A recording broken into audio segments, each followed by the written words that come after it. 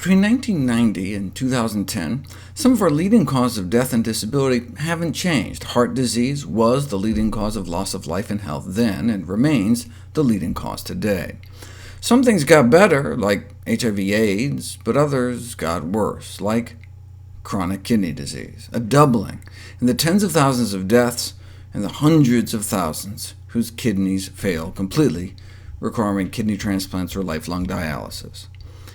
And about 1 in 8 of us now have chronic kidney disease, whether we know it or not, and most of those with chronic kidney disease don't know it. About 3/4 of the millions affected are unaware their kidneys are starting to fail, which is particularly worrisome given that early identification provides an opportunity to slow the progression and alter the course of disease. So what can we do about it? The Western-style diet is a major risk factor for impaired kidney function and chronic kidney disease, also known as the meat-sweet diet or standard American diet, causing an impairment of kidney blood flow, inflammation, and subsequent leakage of protein in the urine, and a rapid decrease in kidney function. Table sugar and high-fructose corn syrup is associated with increased blood pressure and uric acid levels that can both damage the kidney, and saturated fat, trans fat, and cholesterol found in animal fat and junk food negatively impact kidney function as well. The consumption of animal fat can actually alter the structure of the kidney, and the animal protein can deliver an acid load to the kidneys, increase ammonia production, and damage the sensitive kidney cells. That's why restricting protein intake is recommended for preventing kidney function decline, though it may be animal protein in particular, not just protein in general, so the source of the protein, plant versus animal, may be more important than the amount regarding adverse health consequences. Animal protein intake has a profound effect on normal human kidney function, inducing what's called hyperfiltration, increasing the workload of the kidney. This may help explain why our kidneys fail so often.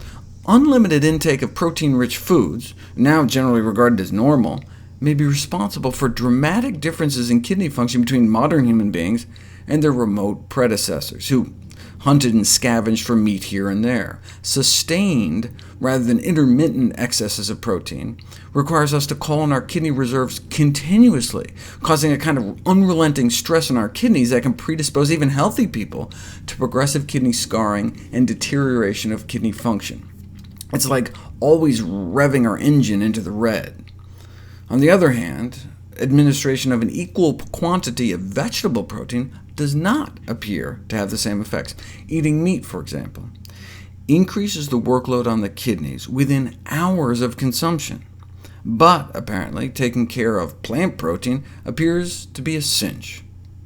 This was done with beef, but any animal protein will do. Eat a meal of tuna fish, and you can see the increased pressure on the kidneys go up, again, within just hours, for both non-diabetics with normal kidneys and diabetics with normal kidneys.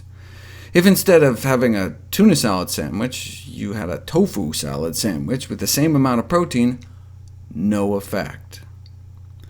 And same thing happens with eggs and dairy protein, both in people with normal and diseased kidneys.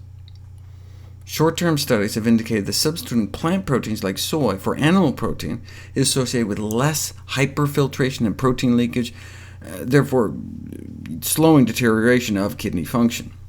However, the long-term effect has not been adequately studied until this study was published in 2014.